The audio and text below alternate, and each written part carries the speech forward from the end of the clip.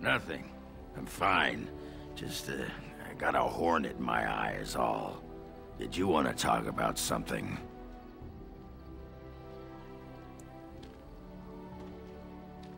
You want to be a berserker? Thought I'd never see the day. I'll teach you. Just be ready. To be a berserker, you have to face your own inner rage. Let the spirit of battle take over. And all that dust. There's a whole pile of philosophical rot that goes behind it. But the bedrock is this. Get real mad and kill things. What the sod is there to know? You get mad, you fly into battle, and things die. It's pretty simple. The hard part is getting in touch with your rage. We all learn to hold that back. It's why we don't kill every duster who looks at us sideways. You need to shut that off. For some people, being in battle is enough.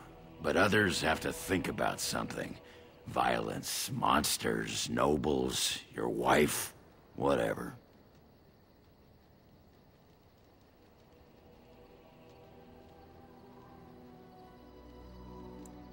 For most berserkers, it does.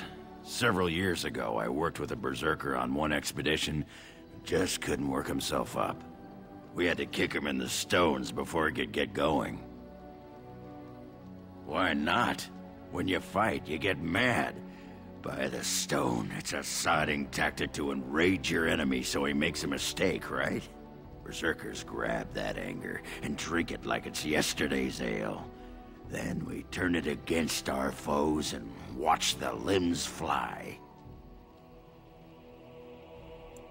I can teach you what gets my hackles in a twist, but no one can tell you what'll set off that killing rage in you.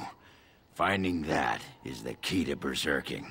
Once you got that, I tell you, the ladies love it when you're all mysteriously angry for no reason. Trust me. You're a quick study, Warden. You must have been seriously steamed up about something for a long time.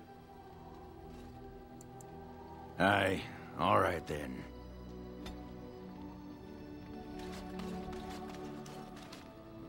Yes. Speak, then. Then I suggest we move on.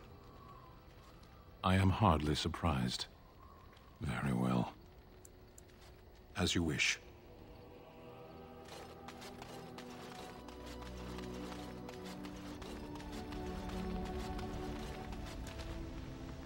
What do you wish of me? If you must. Why do you ask me such questions? I do not probe you for pointless information, do I?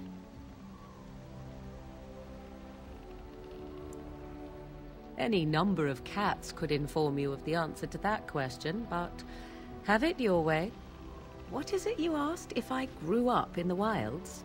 A curious question. Where else would you picture me? For many years it was simply Flemeth and I.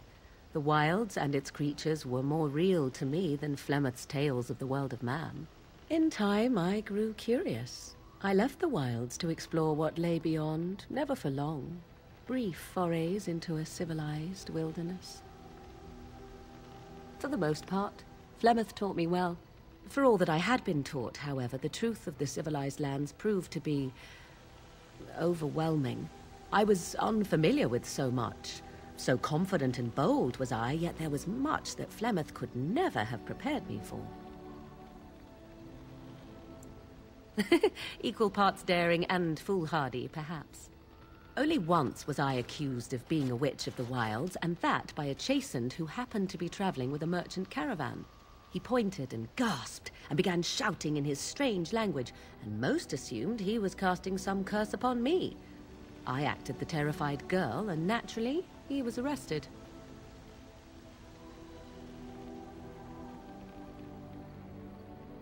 Men are always willing to believe two things about a woman. One, that she is weak, and two, that she finds him attractive. I played the weakling and battered my eyelashes at the captain of the guard. Child's play. The point being that I was able to move through human lands fairly easily. Whatever humans think a witch of the wild looks like, 'tis not I. Not that I did not have trouble.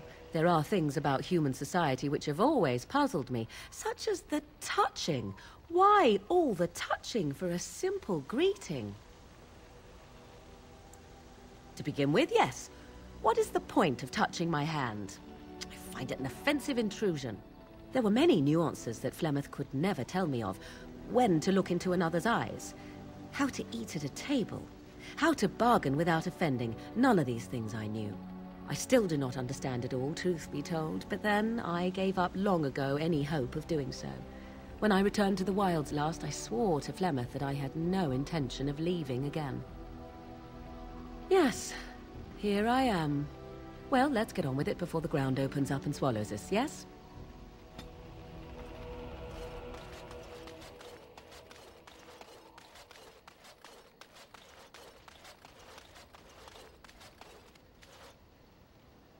Orzammar has sent her best, Warden. It has been a long time since the Dwarven army has marched on the surface. Outfitting any army on short notice, there's always room for more gear. Gems would serve the most utility. The Middlestone, sapphires and the like. We're dealing with many smaller foundries, and larger values might overwhelm.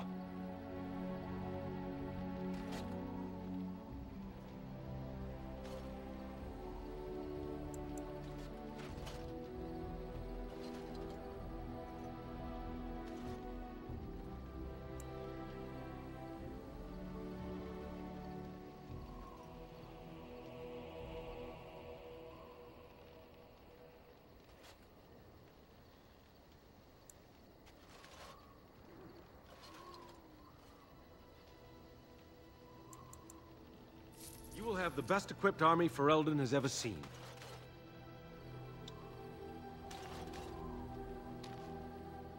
On your order, Grey Warden. The Jarl was generous, but rushed. Certain areas could see improvement. We're a mercenary force, Warden. Much of our equipment is self-financed. Were you to commit additional funds, we'd upgrade as we saw the need.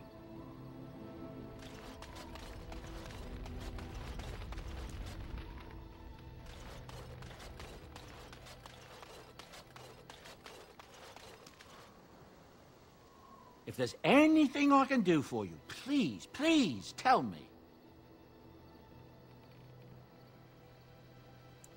The Darkspawn have attacked Lothering. I don't think everyone even had fled by the time they came, either. Word has it they swarmed the entire area, making off with prisoners and burning down the buildings, and then they were gone. Just as quick. I wonder if there's anyone left. I heard some chanters were going to head down south, maybe to try to find some survivors. I'm not holding out hope myself. That's what I've heard on the road, anyhow. Take it for what it is. I'm sure you'll be pleased with the goods my boy and I have collected, and with your discount.